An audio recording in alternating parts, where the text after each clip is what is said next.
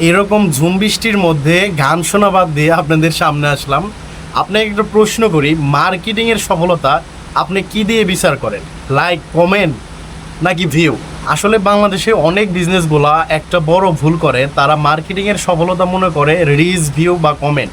কিন্তু সত্যিকারের একজন বিজনেস ওনার তারা কিন্তু আরও বেশ কয়েকটা বিষয় দেখে, যেগুলোই মূলত গুরুত্বপূর্ণ।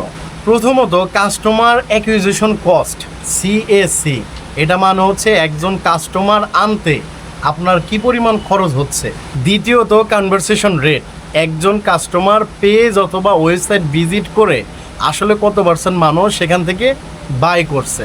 এবং তৃতীয়ত, খুবই important, customer life time value. এটা মানে হচ্ছে একজন কাস্টমার কি শুধু একবার কিনে চলে যাচ্ছে নাকি আপনার কাছে বারবার ফিরে আসতেছে। কারণ যদি 1 লক্ষ টাকা মার্কেটিংয়ে খরচ করেন এবং সেল যদি 1 লক্ষ টাকা আসে, সেটা তো আসলে গ্রোথ না। আর যদি কম বাজেটে এমন কাস্টমার আসে যারা বারবার প্রোডাক্ট কিনে অন্যদের রেফারে এবং আপনার ব্র্যান্ডের নাম মনে রেখে, তখনই মার্কেটিংয়ের সত্যিকারের বিজনেস গ্রোথ তৈরি হয়। তাই মার্কেটিংয়ের রিসোর্স শুধুমাত্র রিচ এবং ভিউ দেখবেন না। এখন প্রশ্ন হচ্ছে, আপনার মার্কেটিংয়ে কি শুধুমাত্র ট্রাফিক আসছে নাকি প্রফিটও তৈরি হচ্ছে?